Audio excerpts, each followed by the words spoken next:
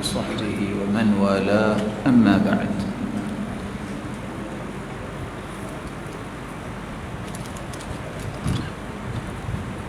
آج کی اس مجلس کا عنوان آپ کے سوال اور اس کے جواب. آپ نے بہت کچھ سنا،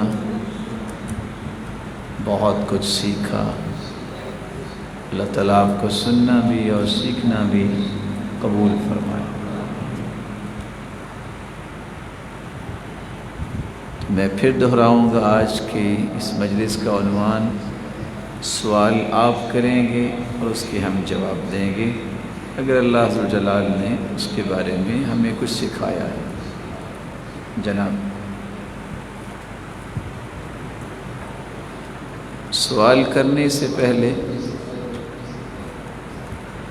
صرف 3 باتیں یاد رہنی چاہیے. سوال بہترین وہ ہوتا ہے جو کسی بھی عمل کے متعلق ہو کہ یہ کرنا کیسا ہے اور یہ کرنا کیسا ہے، اس سے انسانی زندگی کو کچھ فائدہ ہو. پہیلیوں کا سوال نہیں ہوتا. دماغ سوزی کرنے کے لیے سوال نہیں ہوتا. کسی کا علمی کرنٹ چیک کرنے کے لیے سوال نہیں ہوتا کہ بھلا میرے سوال کا جواب دیتا ہے کہ نہیں دیتا. السائل تعنتا لا يستحق الجواب. جو ایسا سوال کرتا ہے اس کا کوئی جواب نہیں ہوتا. دوسری بات، سوال ہمیشہ مختصر ہونا چاہیے. اور تیسری بات، سوال مفروضہ نہیں ہونا چاہیے، حقیقت پر مبنی ہونا چاہیے. اب آپ کو اجازت. یہ بھائی پہلے سوال کرنا چاہ رہے تھے. جی میرے ماں.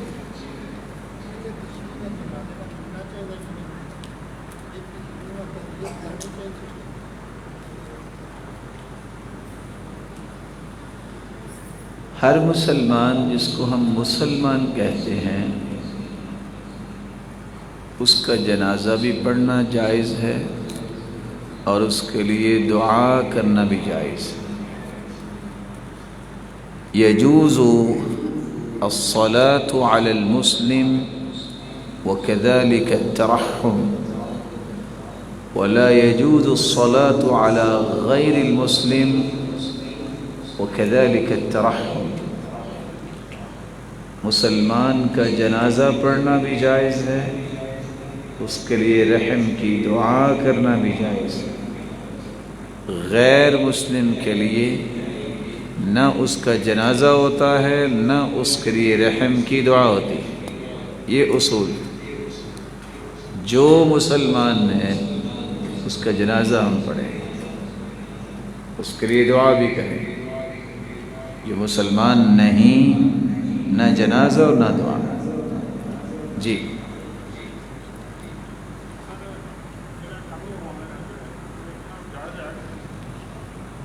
سوال یہ ہے کہ یہ جو خط بنواتے ہیں جائز ہے کہ نہیں؟ یہ خط کیا ہوتا ہے؟ خط تو لفافے میں نہیں ڈالتے کیا جی؟ سب سے پہلے یہ سمجھیے، بھائی نے اچھا سوال کیا. میں نے ویسے اس کے الفاظ پہ ذرا ایک بات کہہ دی، تھکاوٹ ذرا دور ہو جائے. رسول اکرم صلی اللہ علیہ وسلم نے سکھایا کیا ہے؟ داڑھی کس کو کہتے ہیں؟ ما نبت، جو چیز، جو بال اگتے ہیں کہاں؟ علی الذقن، ٹھوڑی پر، واللحیین، جبڑوں پر. ایک موقف تو یہ ہے کہ چونکہ جبڑوں پر اور ٹھوڑی پر اگنے والے بال اس کو داڑھی کہتے ہیں، تو جو رخساروں پر ہوں گے وہ تو پھر داڑھی نہ ہوگی. اس لیے خط بنوانا جائز ہے۔ ویسے تو خط لکھا ہی جاتا ہے، لیکن رسول اکرم صلی اللہ علیہ وآلہ وسلم نے جو 4 لفظ بولے ہیں، فاعف اللحا، داڑھی کو معاف کرو، ارخ اللحا، داڑھی کو لٹکاؤ، وفر اللحا، داڑھی کو وافر کرو، وخالف المجوس، اور مجوسیوں کی مخالفت کرو۔ چاروں الفاظ کے عموم کو دیکھتے ہوئے علماء یہ کہتے ہیں کہ اللہ حضر جلال کی طرف سے اگر کوئی بیماری نہ ہو تو جو بھی آپ کے بال ہیں یہ داڑھی میں شامل ہیں، ان کے ساتھ تعرض نہ کیا جائے۔ ہاں اگر کوئی ایسے بال جو آپ کو تکلیف دیتے ہیں تو اس کے متعلق علماء نے کہا کہ ہاں اسے آپ زائل کر لو، آنکھوں پہ اتنے زیادہ آگے ہیں، یا یہ ہے کہ آپ کی جیسے کہ سیدہ عائشہ رضی اللہ تعالیٰ عنہ کی روایت سے استدلال لیتے ہیں، امیطی عنک الاذی، جو تکلیف ہے اس کو دور کر دو، بصورت دیگر اس کے ساتھ کوئی کھیل نہیں کھیلنا چاہیے۔ اللہ تعالیٰ غریق رحمت فرمائے مولانا محمد حسین شیخو پوری رحمت اللہ علیہ۔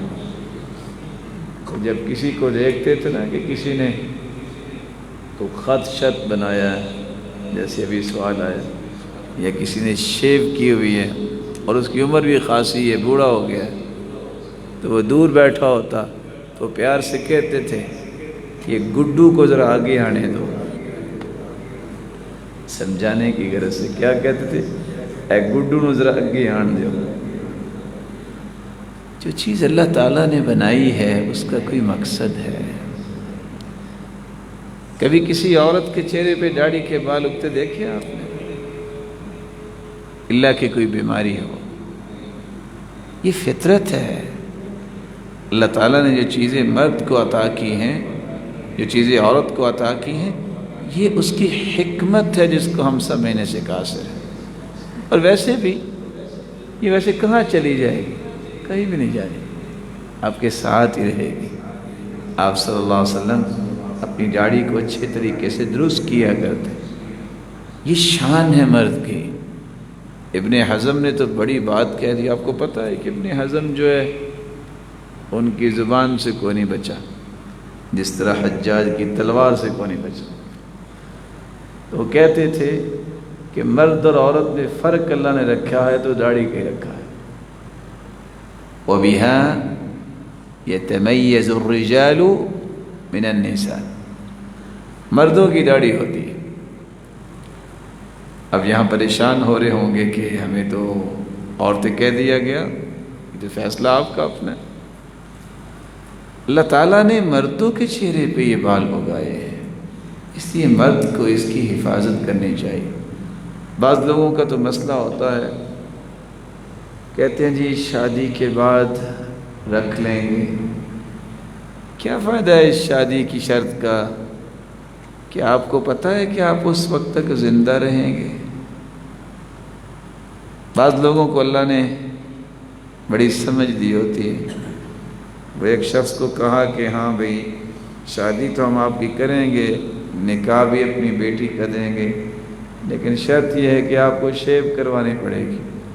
کو پتہ نہیں اس کو کیسے سوچ آ گئی، کہتا ہے جی ٹھیک ہے، میری بھی ایک شرط۔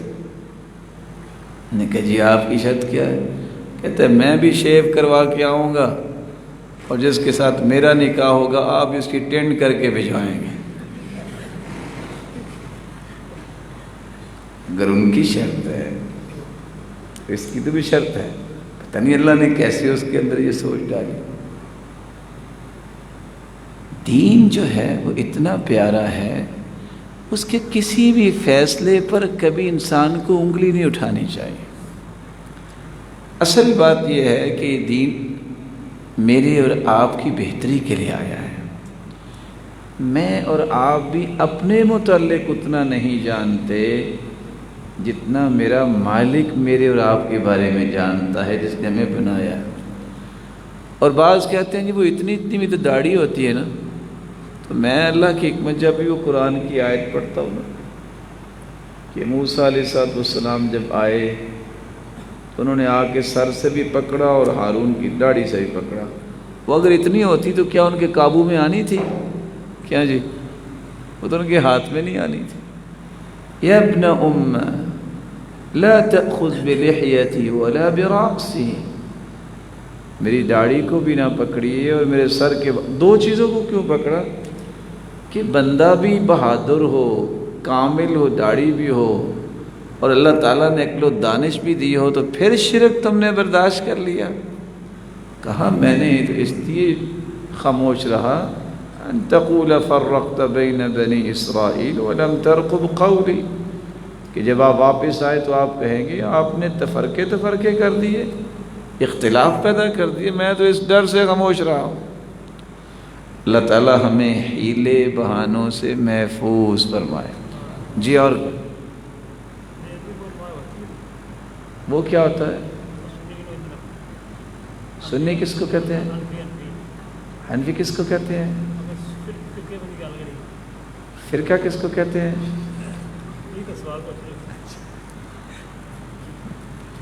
پھر سنیے، میں نے جان بوجھ کے 3-4 باتیں ان سے پوچھنی چاہیے تاکہ وہ پکے ہو جائیں کہ سوال کیا کرنا چاہتا ہوں.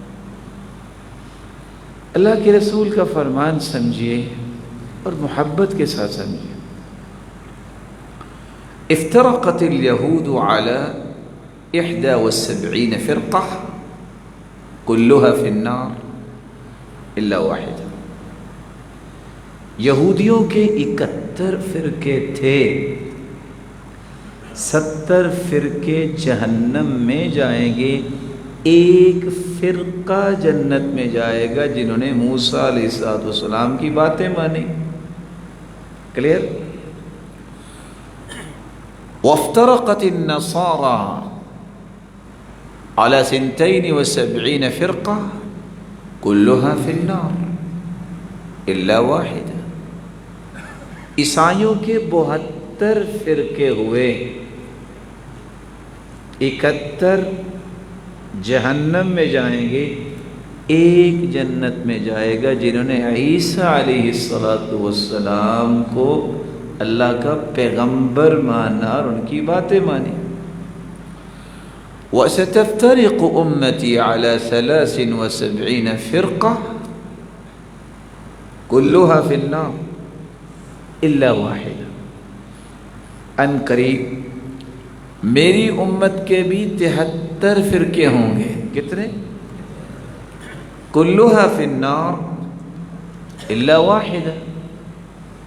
72 فرقے جہنم میں جائیں گے، ایک فرقہ جنت میں جائے گا.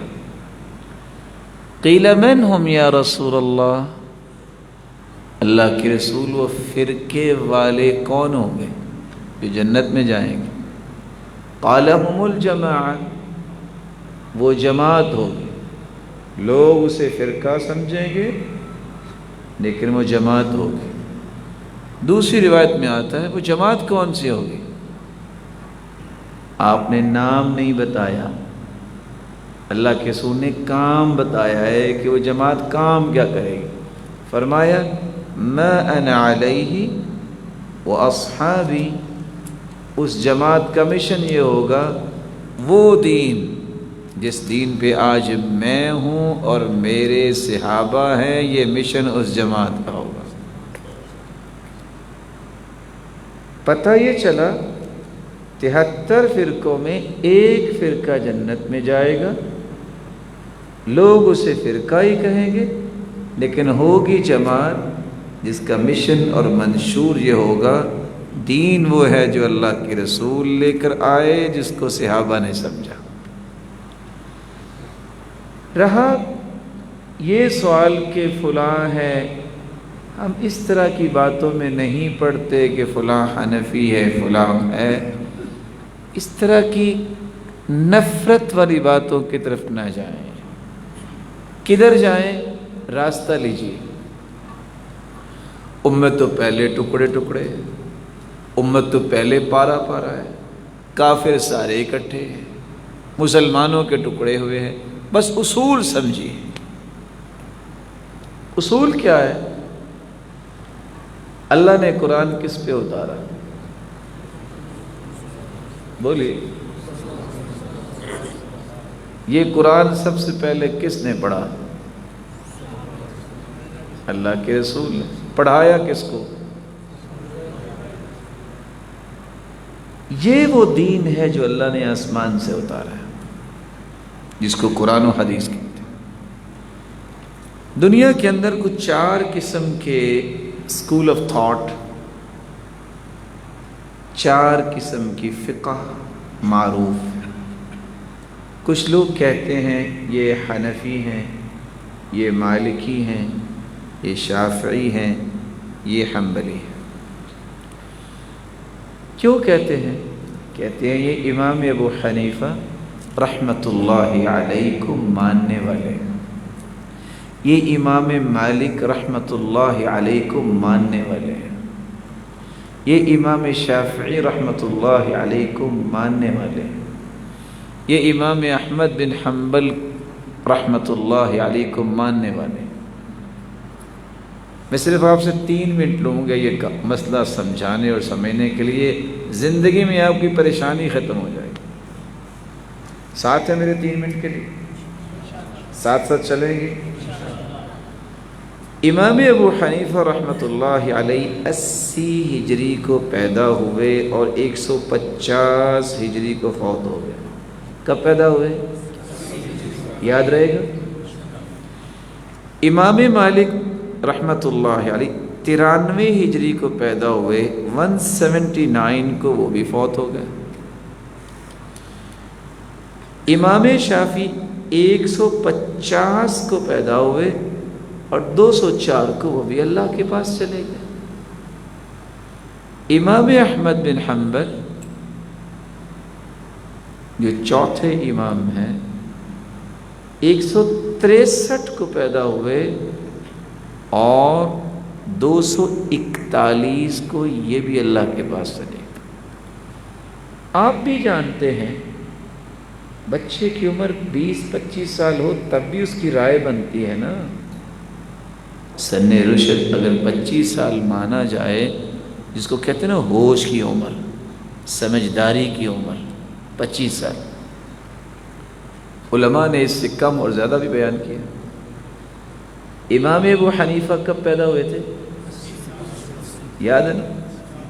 ظاہر ہے 100 تک یا 105 ہجری کو لوگوں نے ان کی بات کو سمجھا، مانا، ان کے فالوورز بنے اور ان کو کیا کہا جانے لگا؟ یہ کون ہے؟ نہیں، وہ تو امام. ماننے والوں کو کیا کہنے لگے؟ بولیے. حنفی، احناف. امام مالک کب پیدا ہوئے؟ 93 کو. میں نے کہا تھا آپ میرے ساتھ چلیں گے.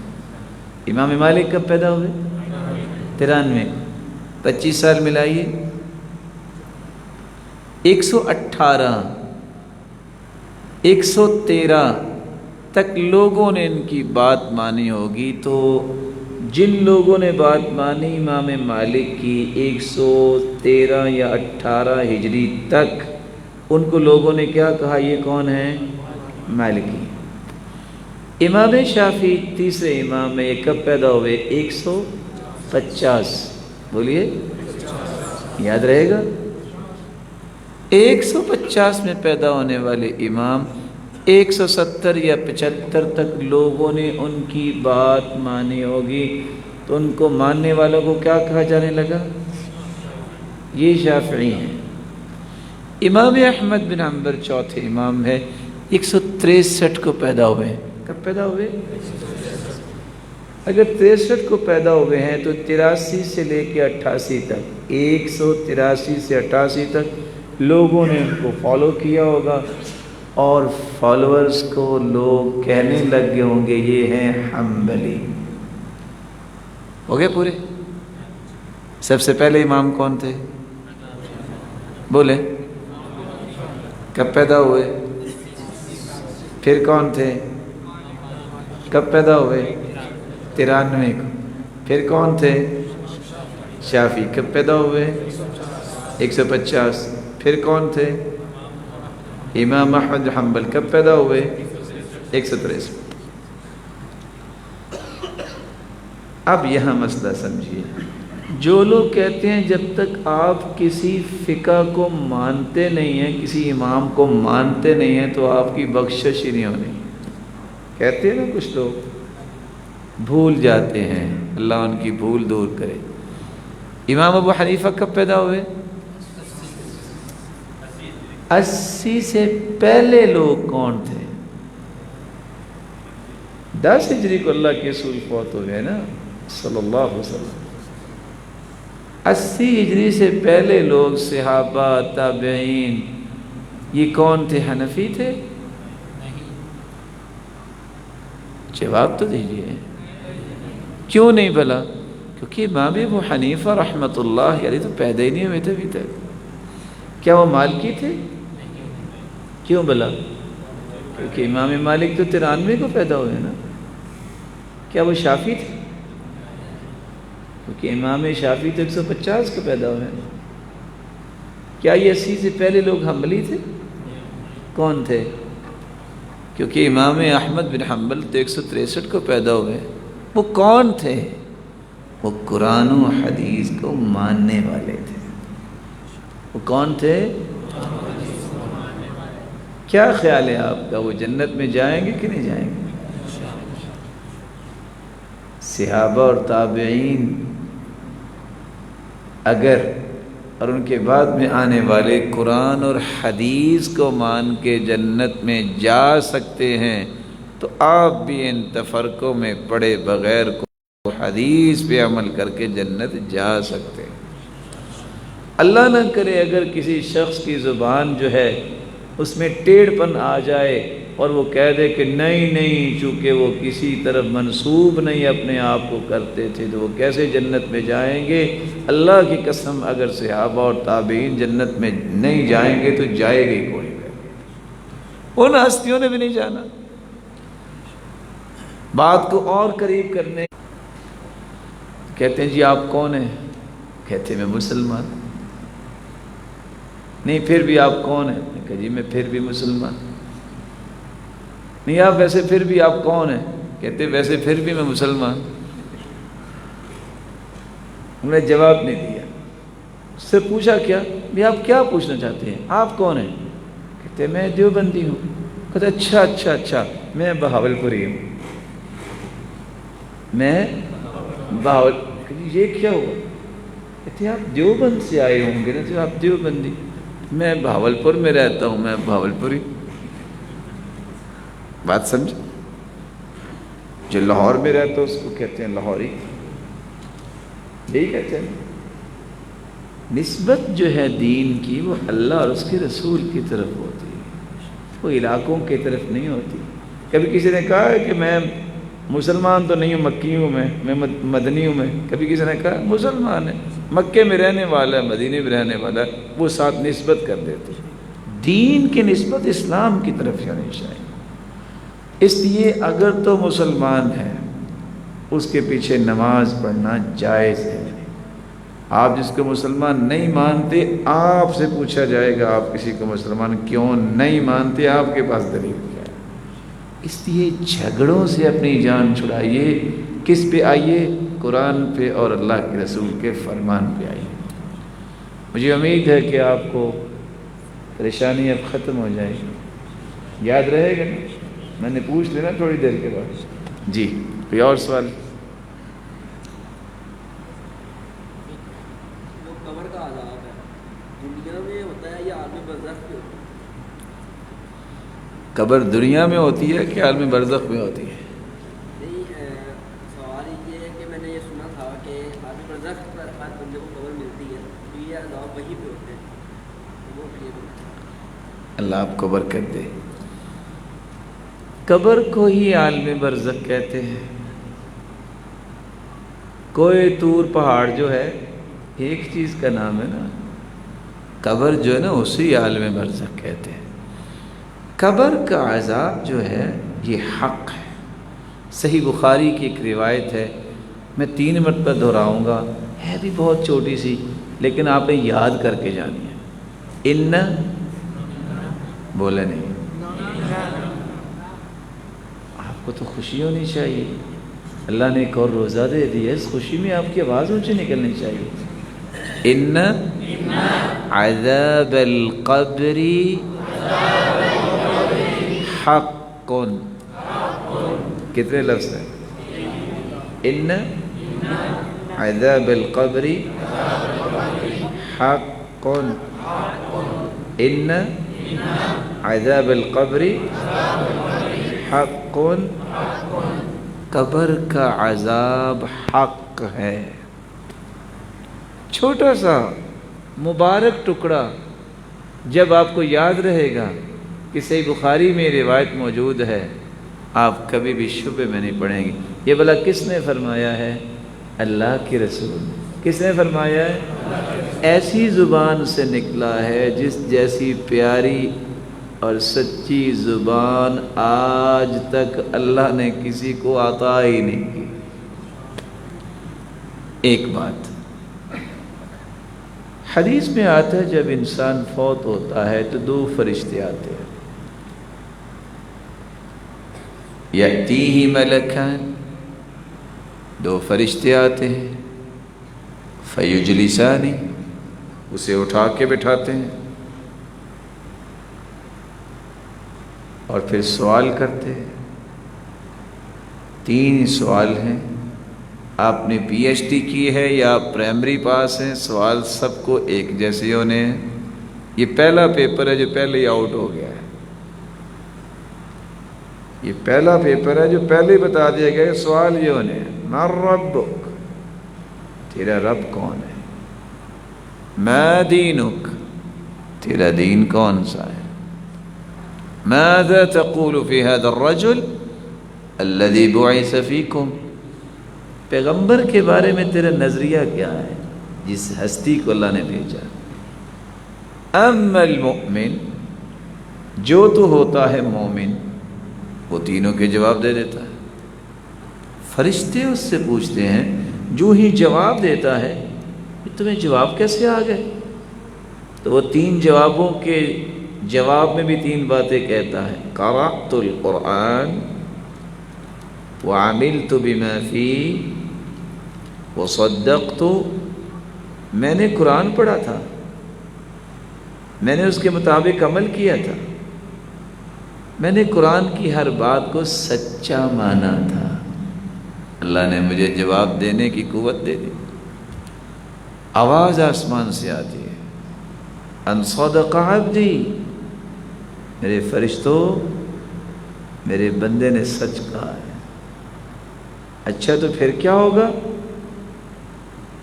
البسوہ لباس الجنہ، یہ سچا مومن ہے، یہ 3 چادروں میں اس کو چھوڑ کے چلے گئے، جلدی سے اسے جنتی لباس پہنا دو.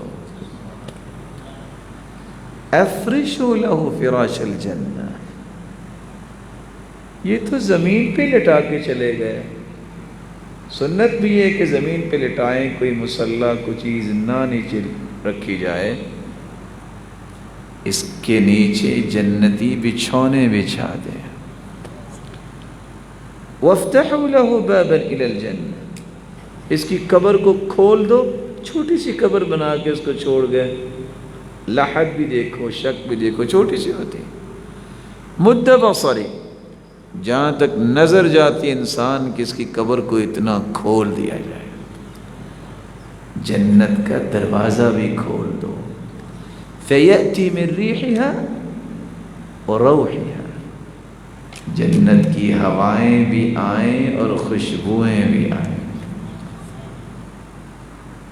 جب وہ ساری نعمتیں دیکھتا ہے، کہتے رب اقم الساعہ، یا اللہ جلدی سے قیامت قائم کر، میں اپنے گھر والوں کو جا کے بتاؤں مجھے انعام کتنے ملے. فرشتے کہتے ہیں نم نم کنومت العروس، سو جاؤ، قیامت تک سکون سے سو جاؤ. اما الکافر او المنافق او المرتاب، جو کافر ہوتا ہے، جو منافق ہوتا ہے، جو دین میں شک کرنے والا ہوتا ہے، جب اس سے فرشتے پوچھتے ہیں من ربک، تیرا رب کون ہے؟ کہتا ہاں ہاں لا ادری، یہ کیا لفظ ہے ہاں ہاں؟ کأنہ یتذکر شیئا ولم یدکر، سوچتا یہ لفظ تو سنا تھا رب مالک اللہ، لیکن یاد نہیں آئے گا۔ یاد کیسے آئے؟ یاد تو کس نے کروانا تھا؟ اس پہ تو اس کا ایمان نہیں۔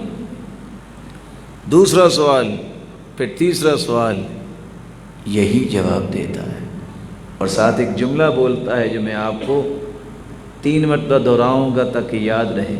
اقول کما یقول الناس، اقول کما یقول الناس، میں لائی لگ تھا جیسے لوگ کہتے تھے، میں بھی ویسے ہی کہتا تھا، میں ویسے ہی کہتا تھا جیسے لوگ کہتے تھے، لائی لگ تھا۔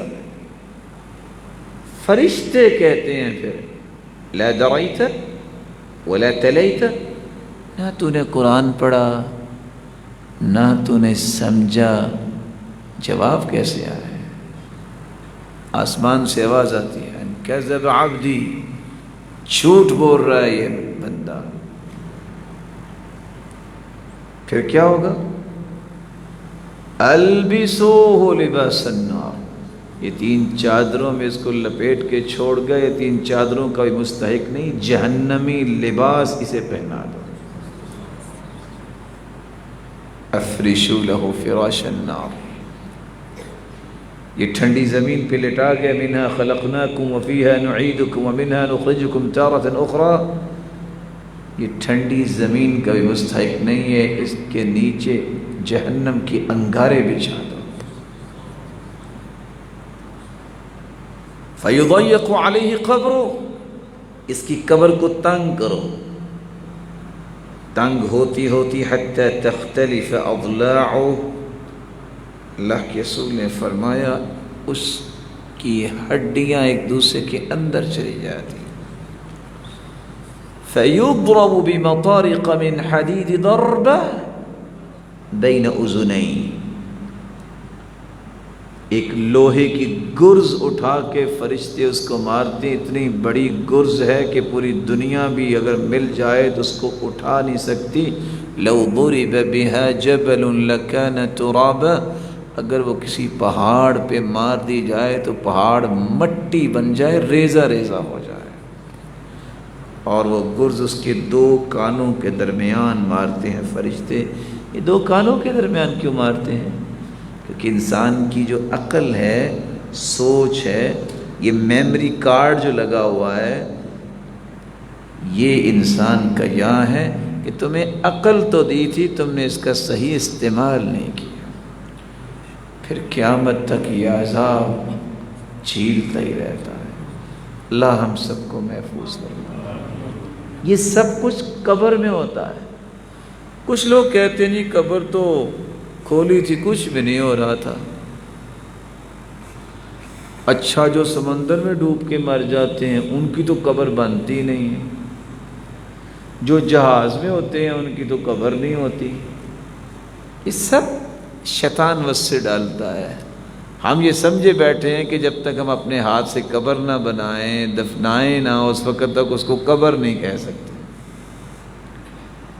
جس جگہ بھی ہے، حساب لینے والا کون ہے اور عذاب دینے والا کون ہے اور معاف کرنے والا کون ہے؟ 2 حدیثیں میں آپ کی خدمت میں پیش کرتا ہوں۔ پہلی حدیث، ایک شخص عیسائی تھا، مسلمان ہو گیا۔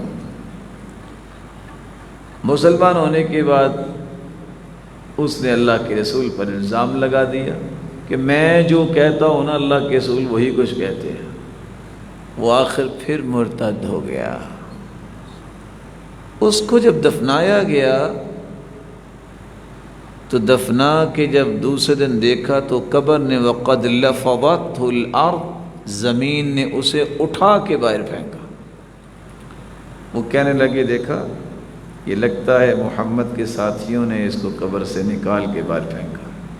انہوں نے اور گہری قبر کھودی، وقد لفظته الارض، دوسرے دن پھر قبر نے اس کو اکھاڑ کے باہر پھینکا، زمین نے اس کو باہر پھینک دیا، پھر وہ جتنا گہرا کر سکتے تھے کر دیا، وقد لفظته الارض، تیسرے دن پھر بھی ایسا ہی ہوا کہ زمین نے اسے پھینک دیا۔ کہنے لگے یہ دنیا کی طرف سے نہیں ہے، یہ کوئی عذاب، یہ اسی طرح چھوڑ کے چلے۔ دوسری حدیث ایک شخص کہنے لگا بیٹو میری بات تو سنو۔ جی ابا جان آپ کو مجھ سے پیار ہے؟ جی۔ اچھا بیٹو اذا انا مت فاحرقونی ثم ذرونی، بیٹو میں جب مر جاؤں نا تو مجھے آگ میں جلا دینا، میری راکھ کو سمندروں اور دریاؤں میں بہا دینا اور فضاؤں اور ہواؤں میں اڑا دینا۔ اولاد نے ایسا ہی کیا، جب وہ فوت ہوا اس کو جلا دیا، کچھ خاک سمندروں میں اور کوئی کہاں اڑا دی۔ قبر کدھر گئی؟ کدھر گئی قبر؟ اللہ نے حکم دیا ساری راکھ اکٹھی ہو گئی، دوبارہ اس کو کھڑا کر لیا۔ اچھا یہ بتاؤ تم نے ایسا کیا تو کیوں کیا؟ تم یہ سمجھتے تھے کہ راکھ بن جاؤں گا تو مجھے میرا رب اکٹھا نہیں کر سکے گا؟ تو کہتا ہے فرقا منک یا رب، اللہ تیرے خوف سے ہی میں نے ایسا کہا تھا، کہا اگر تجھے خوف آ گیا ہے جاؤ میں تمہیں اس لیے معاف کرتا ہوں۔ کچھ لوگ کہتے ہیں کہ کیسے قبر میں عذاب ہو سکتا ہے، ہم تو قبر کو کھولتے ہیں نظر ہی کچھ نہیں آتا۔ کبھی خواب دیکھی آپ لوگوں میں سے کسی نے؟ بولے کبھی خواب دیکھی؟ کبھی نہیں آئی خواب آپ کو؟ تو خواب میں کتنے لوگوں کو مار رہا ہوتا ہے بندہ، کتنے لوگوں کو جو نا کسی سے مار کھا رہا ہوتا ہے، ساتھ جو پڑا ہوتا ہے نا بھائی، ساتھ جو پڑے ہوتے ہیں گھر والے، ان کو کچھ پتہ نہیں یہ بیچارہ کیسا مار کھا رہا ہے اور کس کو مار رہا ہے، کسی کو پتہ ہوتا ہے؟ امام ابن القیم فرماتے ہیں اللہ کسی کی عقل سلامت رکھے، خواب میں کس قدر خوف زدہ ہوتا ہے، خواب میں کتنے لوگوں کو مارتا ہے، ساتھ پڑے کو کچھ پتہ نہیں، وہ اسی کو پتہ ہے جس کو خواب آ رہی ہوتی ہے۔ قبر کا عذاب بھی اسی کو ہی ہوتا ہے جو قبر میں ہوتا ہے۔ دوسرے کو اللہ کے رسول نے تو فرمایا تھا اگر اللہ ذوالجلال تم مردوں کو دفن کرنے سے رک نہ جاتے تو تمہیں بھی عذاب قبر سناتے، سوائے جن اور انسانوں کے باقی ساری مخلوق کو عذاب قبر سنایا جاتا ہے، صرف انسانوں اور جنوں کو نہیں، وگرنہ کوئی دفن ہی نہ کسی کو کرتا۔ ویسے بھی آپ جانتے ہیں کچھ بندے جا رہے ہوتے ہیں ہنستے کھیلتے، کسی کو کیا پتا کہ 2 منٹ کے بعد یہ کس کو فائر کرنے والا ہے، پتہ ہوتا کسی کو؟ جاگتے سوئے ہوئے، اس لیے کوئی معنی ہی نہیں ہے قبر کے عذاب کے انکار کا، سوائے اس کے کہ شیطان نے اسے ورغلایا اور اس کی ہتھ کنڈوں میں آ گیا اور قرآن اور حدیث کی باتوں کا اس نے انکار کر دیا۔ جی اور کوئی بات؟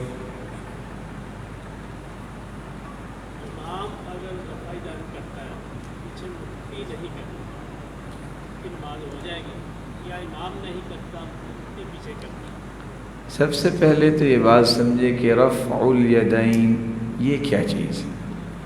2 ہاتھوں کو اٹھانا۔ رفع الیدین کا معنی کیا ہے؟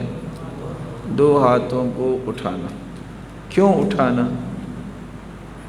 اللہ کے رسول کا طریقہ یہ تھا کان اذا قام من اللیل کان اذا قام الی الصلاۃ کبر، اللہ کے رسول جب نماز کے لیے کھڑے ہوتے تو اللہ اکبر کہتے، ورفع یدیہ حذو منکبیہ، دونوں ہاتھوں کو کندھوں کے برابر لے جاتے، اور دوسری روایت میں آتا ہے حیال اذنیہ، کانوں کی لو تک لے جاتے، تیسری روایت میں آتا ہے یرفعون الی صدورہم، صحابہ اپنے سینے تک اپنے ہاتھوں کو اٹھاتے۔ ایک نہیں 210 حدیثیں اس بات پہ دلالت کرتی ہیں۔ کتنی؟ کس بات پہ؟ رفع الیدین۔ اللہ کے رسول صلی اللہ علیہ وسلم کے صحابی بیان کرتے ہیں جب بندہ رفع الیدین کرتا ہے تو کتنی انگلیاں اٹھتی ہیں؟ ایک انگلی کے بدلے ایک نیکی ملتی ہے۔ یہ طریقہ اللہ کے رسول کی نماز ہے۔ 210 روایتوں میں جو بات آئی ہو اس کو ماننا چاہیے کہ نہیں ماننا چاہیے؟ جواب نہیں آیا، تھک گئے ہیں، پھر بس کر دیں۔ اب یہ ہے سنت، یہ ہے طریقہ اللہ کے رسول کا۔ تو جو نہیں کرتا محترم اس سے پوچھنا چاہیے کہ آپ کیوں نہیں کرتے۔ اگر تو کوئی دنیا کی کسی کتاب میں صحیح حدیث ہے کہ نہیں کرنی چاہیے تو واقعی نہیں کرنی چاہیے، اور اگر دنیا کی کسی کتاب میں ایسی صحیح حدیث نہیں ہے کہ اللہ کے رسول صلی اللہ علیہ وآلہ وسلم نے فما زالت تلک الصلاۃ حتی لقی اللہ، زندگی کی آخری نماز میں بھی رفع الیدین کی۔ 6 مہینے پہلے آپ کی وفات کے وائل ابن حجر سردیوں میں مدینے میں گئے ہیں تو صحابی کہتے ہیں وَكَانُوا يَرْفَعُونَ أَيْدِيَهُمْ تحت اردیت، چادریں لی ہوئی تھی، سردی تھی تو چادروں کے نیچے سے بھی وہ رفع الیدین کرتے تھے۔ اگر امام رفع الیدین کرتا ہے اور مقتدی نہیں کرتا تو امام کی نماز میں تو کوئی فرق نہیں آئے گا۔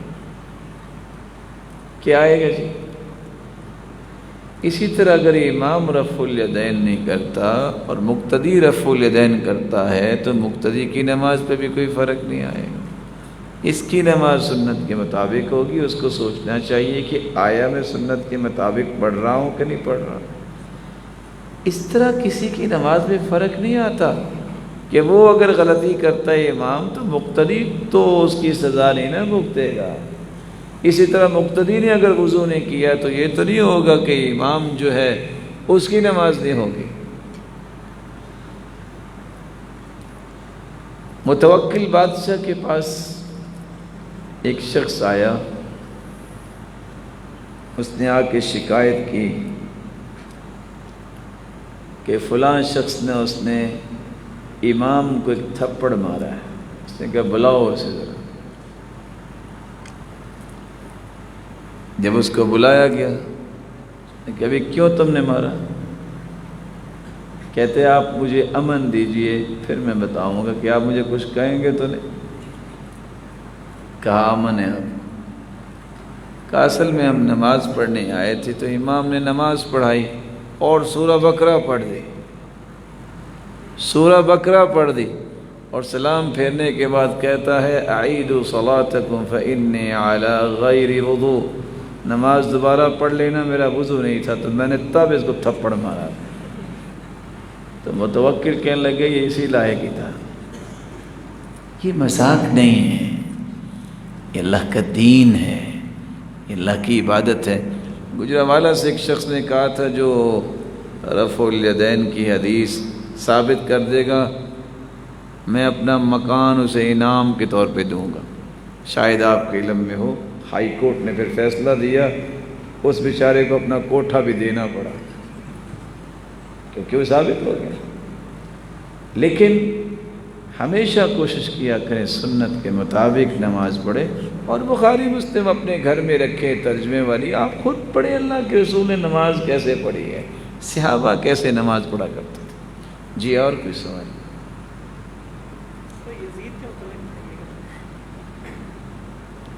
آپ کا کیا سوال ہے؟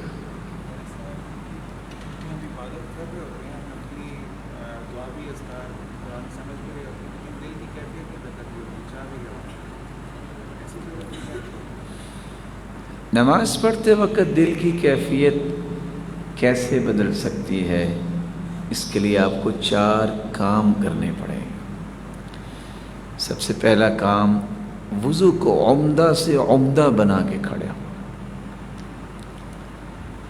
دوسرا کام، صلی صلاۃ مودع، یہ ذہن بنا کے نماز پڑھو شاید کہ زندگی کی آخری نماز۔ تیسری چیز، اس بات کو ذہن میں رکھو جو اللہ کے رسول نے فرمایا ہے ان تعبد اللہ کأنک تراہ فإن لم تکن تراہ فإنہ یراک، عبادت ایسے کرو کہ تم اللہ کو دیکھ رہے ہو۔ اگر تم اللہ کو نہیں دیکھ رہے، یہ یقین نہیں بن رہا، یہ تو یقین ہونا چاہیے کہ اللہ تمہیں ضرور دیکھ رہا ہے۔ اور چوتھا طریقہ، جب تک آپ نماز کے الفاظ پہ غور نہیں نہ کرتے اس کا معنی کیا ہے، تو آپ کی سوچ منقسم رہے گی۔ جب آپ یہ پڑھ رہے ہیں اللہم باعد بینی و بین خطایا کما باعدت بین المشرق والمغرب، یا اللہ میرے اور گناہوں میں اتنا فاصلہ کر دے جتنا مشرق و مغرب کا فاصلہ ہے۔ اس لیے نیک لوگ جب کسی کو، پہلے لوگ نصیحت کرتے تھے نا، چھوٹی سی نصیحت کرتے، بیٹا نماز سوچ کے پڑھا کر۔ کیا کہتے ہوتے تھے؟ نماز سوچ کے پڑھے، تو اللہ ذو الجلال ضرور اس کے دل کے اندر یہ محبت بھی ڈالیں گے اور اس کی سوچیں بھی منقسم نہیں ہوگی۔ کوئی اور سوال؟ سوال کی بات یہ ہے کہ وتر کی نماز کے بعد کیا کوئی نماز پڑھی جا سکتی ہے؟ اور کیا وتر کی نماز پڑھنے کے بعد بیٹھ کے 2 رکعتیں پڑھنا یہ مسئول ہے؟ حدیث کے الفاظ ہیں اجعلوا آخر صلاتکم باللیل وترا، رات کی آخری نماز وطر ہونی چاہیے۔ اجعلوا آخر صلاتکم باللیل وترا، آخری نماز رات کی وطر ہونی چاہیے۔ سوال یہ ہے کہ کیا وطر کے بعد بھی کچھ پڑھ سکتے ہیں؟ ہوتا ہے نا انسان رات کو وطر پڑھ کے سو گیا، سحری کو اللہ نے پھر اس کو بیداری عطا کر دی، اب کیا کرے؟ کچھ علماء تو کہتے ہیں کہ چونکہ حدیث میں آتا ہے اجعلوا آخر صلاتکم باللیل وترا، آخری نماز تو وطر ہونی چاہیے، بس اس نے وطر پڑھ لیا۔ دوسرے کہتے ہیں کچھ پڑھ لے پھر ایک وطر پڑھ لے، پہلے وطر جو تھا اس کو شفع بنائے 2 کر لے، پھر جو کچھ پڑھنا ہے پڑھنے کے بعد پھر وطر پڑھ لے، تو یہ وطر کتنے ہو گئے؟ ایک کے بعد دوسرا ملایا اور پھر تیسرا بھی ہو گیا۔ اور حدیث کہتی ہے لا وطران فی لیلہ، ایک رات میں 2 وطر نہیں ہوتے۔ جیسے آج کل بعض احباب بھول جاتے ہیں نا، ان کو بھولنا نہیں چاہیے۔ ایک قاری صاحب کو کہتے ہیں ہمارے پاس وطر پڑھائیے، وہ ایک مسجد میں وطر پڑھاتا ہے، اگلی مسجد میں جا کے پھر وطر پڑھاتا ہے۔ جائز نہیں ہے ایسے، کہ لوگوں کی ڈیمانڈ تو ہوتی ہے، اور محترم مکرم قاری صاحب بھی غلطی ایسے کر جاتے ہیں، جائز نہیں ہے ایسا۔ لا وطران فی لیلہ، ایک رات میں 2 وطر نہیں ہوتے۔ صحیح مسلم کی روایت ہے اللہ کے رسول صلی اللہ علیہ وسلم نے وطر پڑھنے کے بعد بیٹھ کے 2 رکعتیں پڑھی۔ کتنی رکعتیں پڑھی؟ 2 رکعتیں پڑھی۔ اس روایت کو سامنے رکھتے ہوئے علماء کہتے ہیں کہ ہاں وطر کے بعد بھی آپ پڑھ سکتے ہیں، اللہ کے رسول نے پڑھی۔ اور کچھ علماء یہ کہتی ہیں اللہ کے رسول کا خاصہ تھا، کوئی اور نہیں پڑھ سکتا۔ اسی طرح اگر کسی انسان کا وطر رہ ہی گیا ہے، اب وہ کیا کرے؟ بعض کہتے ہیں وطر تو رات کی نماز رہ گیا تو رہ گیا، لیکن ایسا نہیں ہے۔ اللہ کے رسول من نام عن وتره او شیء من ذلك، حدیث کے الفاظ ہے جو رات کو تہجد اور وطر نہیں پڑھ سکا، تھکاوٹ تھی، سو گیا، بیدار نہیں ہو سکا، صبح سورج نکلنے کے بعد سے لے کے ظہر تک وہ اپنا وہی وطر اور وہی تہجد وہ 12 رکعتیں پڑھ لے، اللہ اسے اجر تہجد کا ہی دے گا۔ من نام عن حزب او شیء من ذلك، جو کچھ پڑھتا ہے۔ اور اگر وطر جو ہے اور اس کا رہ گیا ہے، جب بیدار ہو اس وقت پڑھ لے، فَلْيُصَلِّهَا إِذَا ذَكَرَهَا، بھول گیا ہے جب یاد آئے پڑھ لے۔ وطر کو اللہ کے رسول نے سفر میں بھی نہیں چھوڑا، فجر کی 2 رکعتوں کو بھی اللہ کے رسول نے سفر میں بھی نہیں چھوڑا، حضر میں تو پڑھنا ہی پڑھنا۔ کوئی اور سوال نہیں؟ یہ تو درس آپ کا ہی ہے، آپ کے پاس سوال ہیں تو ہم انشاءاللہ۔ کس سے سنا ہے؟ کس سے سنا ہے؟ اہل حدیث کسے کہتے ہیں؟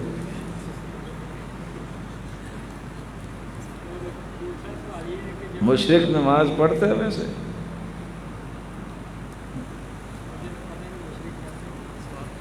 پھر بیٹا آپ کو پتہ تو ہونا چاہیے نا مشرک کس کو کہتے ہیں؟ مشرک جو شرک کرنے والا ہوتا ہے۔ جی دوسرا سوال کیا ہے؟ سوال یہ ہے کہ جو کوئی انسان فوت ہو جاتا ہے اس کے چارپائی کو قبرستان کی طرف لے کر جاتے اور کلمہ شہادت پڑھتے ہیں، وہ پڑھنا چاہیے؟ نہیں پڑھنا چاہیے۔ کلمہ شہادت وفات کے وقت اس کو پڑھانا چاہیے۔ لقنوا موتاکم بلا الہ الا اللہ، جو قریب المرغو سے کلمے کی تلقین کرنی چاہیے۔ یہ چارپائی اٹھا کے جو کہتے ہیں کلمہ شہادت، یہ جائز نہیں ہے۔ کیوں جائز نہیں ہے؟ سمجھیے اس بات کو۔ میں ایک لفظ بولنے لگا ہوں، کلمہ شہادت، شہادت کا کلمہ دعا ہے، مانا میں نے کیا ہے۔ کلمہ شہادت، شہادت کا کلمہ دعا ہے۔ یہ تم کیا کہتے ہیں؟ ہم کیا کہتے ہیں؟ تو انسان کو سوچنا چاہیے میں کیا کہہ رہا ہوں۔ کلمہ شہادت، شہادت کا کلمہ آپ نے کہنا ہے تو یہ کہیے، اللہم اغفر لہ، یا اللہ میرے اس بھائی کو معاف کر دے، اللہم ارحم، یا اللہ اس پہ رحمت کا نزول فرما، اللہم تب علیہ، یا اللہ اس کی توبہ قبول فرما، اللہم ادخلہ الجنہ، یا اللہ اسے جنت میں داخل۔ یہ تو دعا ہو گئی نا، تو کلمہ شہادت کیا ہو؟ نہ یہ قرآن میں آیا، نہ یہ حدیث میں آیا، نہ یہ صحابہ نے کہا، اور نہ یہ اس کا کوئی معنی بنتا ہے کہ دعا ہو جو ہم کسی کے لیے کریں۔ دعا کرنی چاہیے جو جا رہا ہے دنیا سے، یہی تو ہم اس کے لیے کر سکتے ہیں، اور کیا کر سکتے ہیں؟ جی اور کوئی سوال؟ پھر میں سوال کر لوں اگر آپ کا کوئی سوال نہیں ہے۔ جی ہاں، بالوں کی پونی باندھ سکتے ہیں جب عورت ہو۔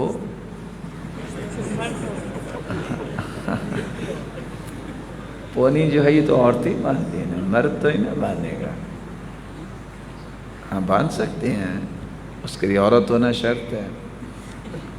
جی اور کوئی سوال؟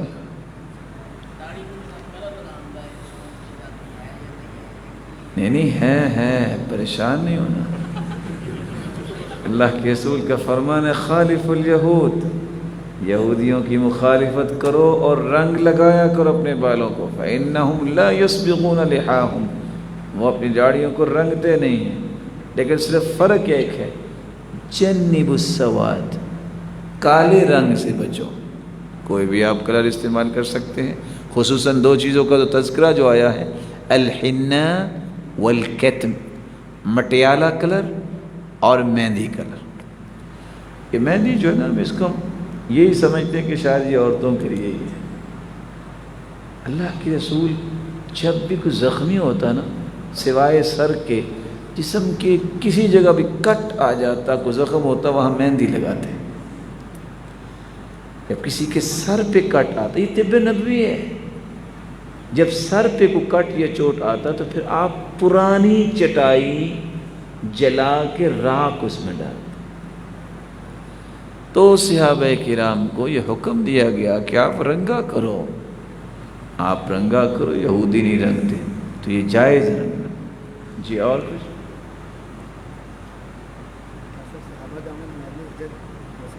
ہاں کہتے ہیں صحابہ کا عمل حجت ہو سکتا ہے، اگر صحابہ کا عمل ہی حجت نہیں تو پھر حجت کن کا عمل ہے؟ سب سے پہلے تو دین سیکھا ہی انہوں نے، اس وقت حجت ہوگا جب وہ سنت کے مطابق ہوگا۔ اگر اللہ کے رسول کے قول یا فعل کے مخالف ہے تو کسی کی بات بھی حجت نہیں۔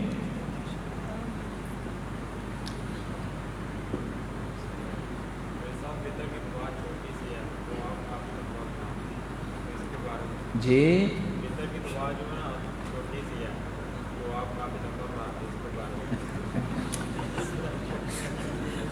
انشاءاللہ کل سے چھوٹی پڑیں گے۔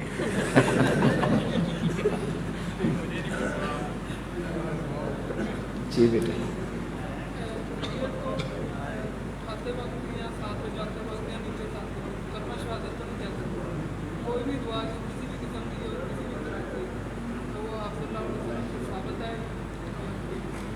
آپ صلی اللہ علیہ وآلہ وسلم سے صرف یہ چیز ثابت ہے، جب ابو سلمہ رضی اللہ تعالیٰ عنہ فوت ہوئے تو آپ نے کپڑا جب ہٹایا تو آپ نے یہ دعا پڑھی تھی، اللہم ارفع درجتہ فی المہدیین واخلفہ فی عاقبہ فی الغابرین واغفر لنا ولہ یا رب العالمین۔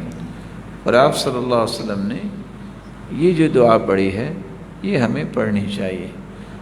یہ جو کلمے کی بات ابھی میں نے آپ کی خدمت میں پیش کی، جب اس چیز کا تذکرہ نہیں آیا تو ہمیں یہ نہیں کہنا چاہیے۔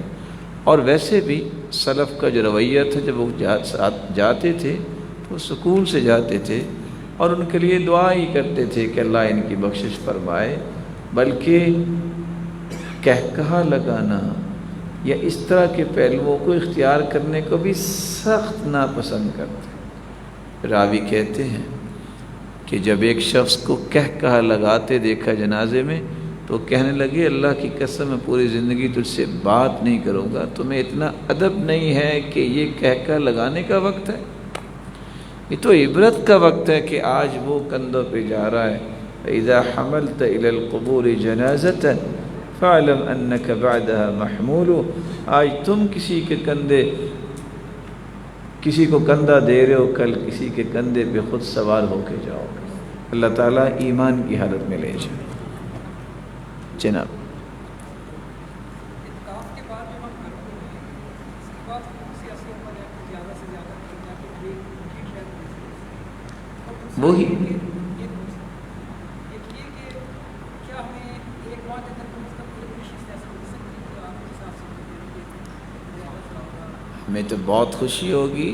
ہر چاند کے چوتھے جمعے سے پہلے جو جمعرات ہے، یہاں شب تربیت کے لیے مختص ہم نے کیا ہے، احباب آتے ہیں، تربیت کے پہلو پیش کیے جاتے ہیں، تو ہمیں تو بلکہ ہمارے لیے تو شرف ہے، سعادت ہے، آپ تشریف لائیں۔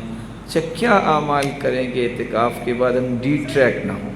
سر جب ہم دنیاوی معاملات میں پڑھتے ہیں سیمپل یہ ہوتا ہے کہ وقت ان کی پچھلی لائف ایسی تھی کہ نماز نہیں رہ گئی، تو کون سے عمل ہے کہ زیادہ سے زیادہ کریں، ذکر ہے، اذکار ہے، کہ ہم یہ جو ایک تعلق اللہ سے یہاں پہ بنا تعلق باللہ کو باقی رکھنے کے کچھ راز ہیں۔ توبہ پکی کیسے رہ سکتی ہے اور استقامت کیسے رہ سکتی ہے؟ استقامت کے لیے آپ کو 4 کام کرنے ہوں گے۔ پہلا کام جو آپ نے 10 دن میں کیا، وقال الذين كفروا لولا نزل عليه القرآن جملة واحدة كذلك لنثبت به فؤادك۔ جب آپ قرآن کو آہستہ آہستہ غور کر کے پڑھیں گے، یہ آپ کی ثابت قدمی کا ایک راز ہے جو قرآن نے دیا۔ كذلك نقص عليك من انباء الرسل ما نثبت به فؤادك۔ ثابت قدمی کا ایک دوسرا طریقہ ہے کہ آپ معمول بنائیں گھر جا کے میں نے انبیاء اور رسول اور صحابہ کے قصے ضرور پڑھنے ہیں، اس سے بھی ثابت قدمی لگتی۔ تیسرا طریقہ، جب تک آپ نیک مجالس پہ توجہ نہیں دیتے بندہ ڈی ٹریک ہو جاتا ہے۔ یہ جو ٹیوننگ ہوتی رہتی ہے بندے کی، جب بھی کو موقع ملے نیک مجلس میں بیٹھے۔ ایک چوتھا طریقہ ہے، آپ دعا بھی کریں، اللہم انی اسألک الہدی والتقی والعفاف والغنى،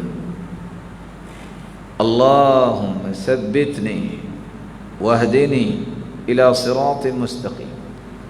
رسول اکرم صلی اللہ علیہ وسلم کے صحابی جریر بن عبداللہ البجلی گھوڑے پہ بیٹھتے گر جاتے تھے۔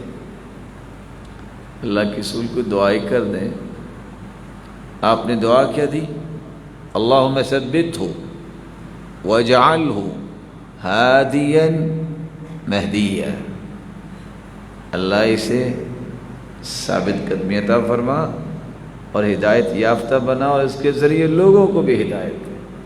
اللہ تعالیٰ سب کو استقامت نصیب فرمائے۔ سارے وطر پڑھ رہے ہیں، اس تو بعد تصویر نماز فوراً پڑھی جا سکتی ہے۔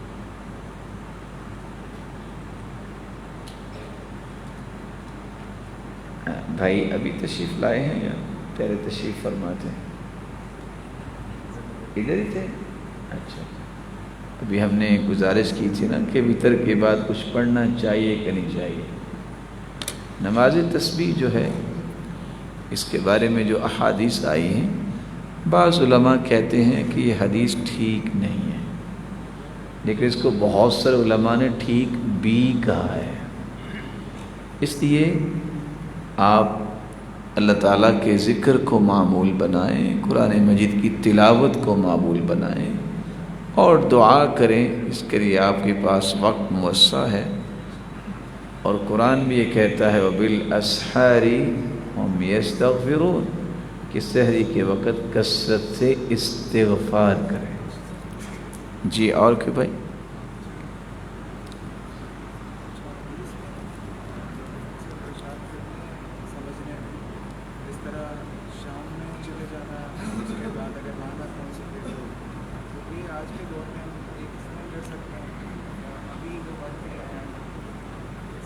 جتنی بھی احادیث آئی ہے نا کہ آپ شام چلے جانا اور اس طرح یہ کر لینا، جتنی بھی احادیث ہیں نا ان کو سمجھنا بہت ضروری ہے۔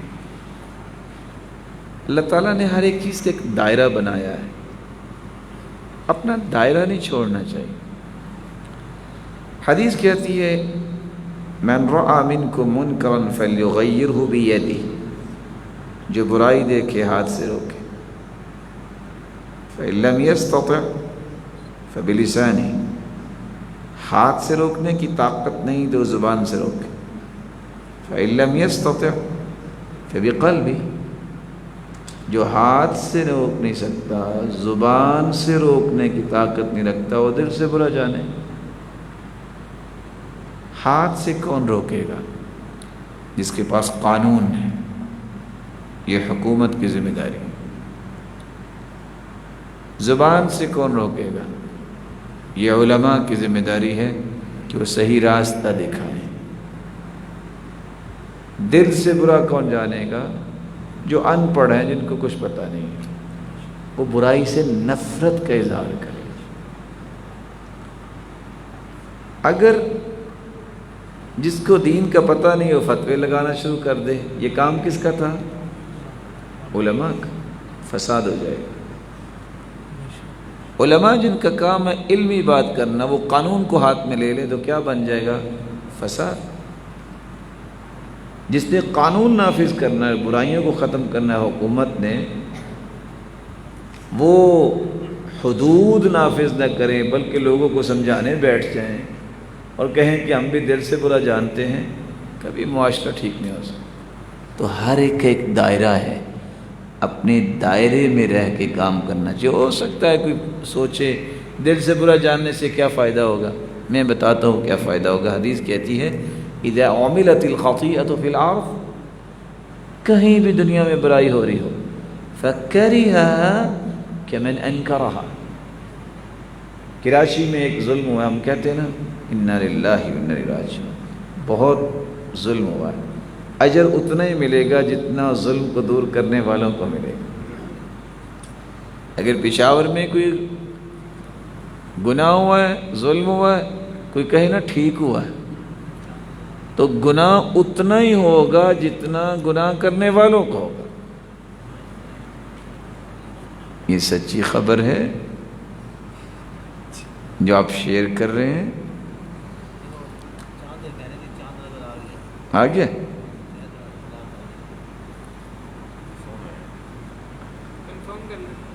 نہیں آپ کنفرم کر لیجئے۔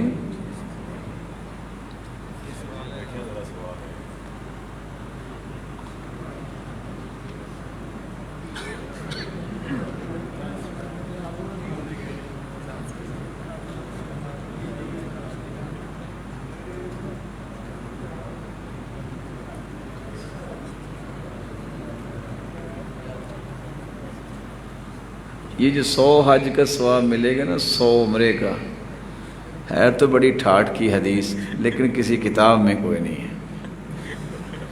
یہ جو چسکے والی اس طرح کی باتیں ہوتی ہیں نا کہ 100 حج کا ثواب اور 100 عمرے کا ثواب، سنتے پڑھتے چسکا تو بڑا آتا ہے لیکن یہ کسی حدیث میں ایسے الفاظ نہیں ہیں۔ یہ ویسے بھی لکھا ہوا ہے، کسی نے فتوی لکھا ہوا ہے۔ اللہ تعالیٰ صحیح صحیح فتویٰ دینے اور لینے کی بھی توفیق عطا فرمائے۔ چاند نظر آ گیا ہے؟ آ گیا کس کو؟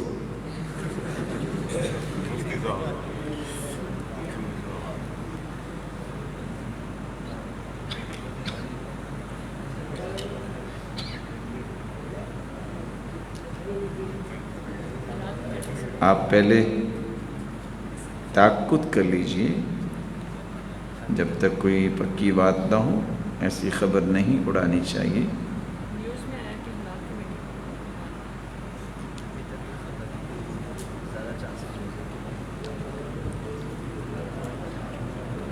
چلو آپ اللہ تعالیٰ کے گھر میں بیٹھے ہیں، ہم اللہ تعالیٰ کی عبادت میں بیٹھے ہیں، نیکی کی بات کر رہے ہیں۔ اگر آ بھی گیا ہے چاند تو یہ اللہ تعالیٰ کا فیصلہ ہوگا تو عید پڑھ لیں گے، کیا پریشانی ہے؟ نہیں تو روزہ رکھ لیں گے۔ مسلمان کو تو کوئی پریشانی نہیں، کہ ہے کوئی پریشانی؟ آپ اپنے گھر بیٹھے ہیں، یہ آپ کا مرکز ہے، آپ کو بالکل پریشان نہیں ہونا چاہیے۔ اور آپ کو بھوک شک لگی ہے تو چیزیں منگوا لیتے ہیں آپ کے لیے، کہ تھک گئے ہیں آپ۔ اللہ تعالیٰ آپ کو سلامت رکھو۔ اور کوئی سوال؟ جی میرے بات۔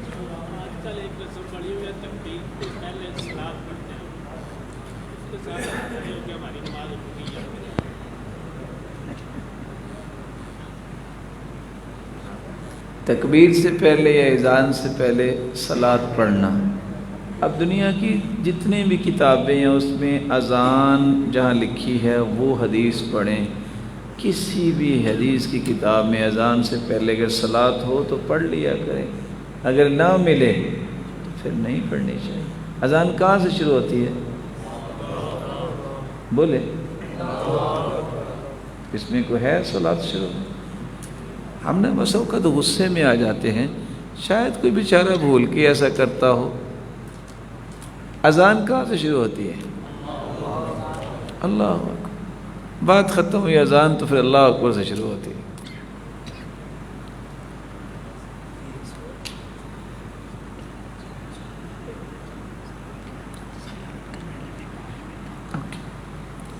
اور کس سوال ہو جی؟ مثلی قرآن حضرات وہ داڑھی نہیں رکھتے، ان کو کون سی حدیث ہے یا وہ کون سی فقہ پہ کہتے ہیں کہ مصری قرہ داڑھی نہیں رکھتے، وہ کون سی حدیث پہ عمل کرتے ہیں؟ داڑھی منڈوانے کی کوئی حدیث نہیں ہے، داڑھی منڈوانے کی کوئی حدیث نہیں ہے۔ جی بیٹا،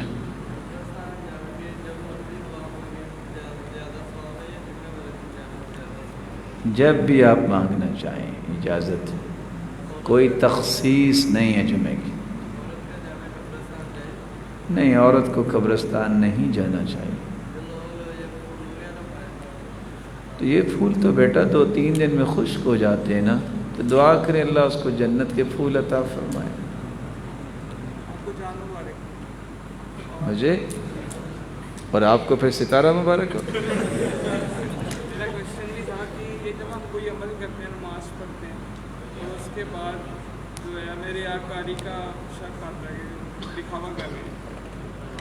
اگر اس طرح کی کیفیت میں دعا پڑھ لیا کریں، اللہم انی اعوذ بک ان اشرک بک شیئا وانا اعلم واستغفرک لما لا اعلم۔ یہ لگتا ہے کہ تھوڑی سی پریشانی بن رہی ہے کہ ہمیں گھر بھی جانا ہے، تو ہم دعا پڑھ لیتے ہیں مجلس برخاست کرنے کی۔ تو انشاءاللہ ہم آئندہ مہینے چوتھی چاند کی چوتھی جمعرات کو پھر اکٹھے ہوں گے۔ اللہ تعالیٰ ان روشن چہروں کو سلامت رکھے، ایمان، صحت اور خوشی اور عزت والی آپ کو زندگی دے۔ اگر کسی قسم کی آپ کی خدمت میں کوئی کمی کوتاہی ہوئی ہو تو مجھے امید ہے کہ آپ بڑے بڑے دلوں والے ہیں، آپ ضرور درگزر فرمائیں گے۔ اللہ تعالیٰ آپ کو بہت برکت دے۔ ہمیں امید واثق ہے کہ آپ نے کچھ ضرور سیکھا ہوگا، اللہ اس پہ عمل کی توفیق دے۔ اور دوبارہ بھی آپ وقت نکالیے، ہمارے لیے شرف ہے، ہمارے لیے سعادت کی بات ہوگی کہ ہم آپ کی خدمت کریں۔ اللہ تعالیٰ ہمیں جس طرح اپنے گھر میں یہاں جمع کیا ہے، اللہ ہمیں جنت میں بھی جمع فرمائے۔ یہ ضرور دعا کیا کریں، اللہ ہمیں جنت میں بھی جمع فرمائے اور اپنے محبوب کا ساتھ نصیب فرمائے اور اپنا دیدار بھی نصیب فرمائے۔ وآخر دعوانا الحمدللہ۔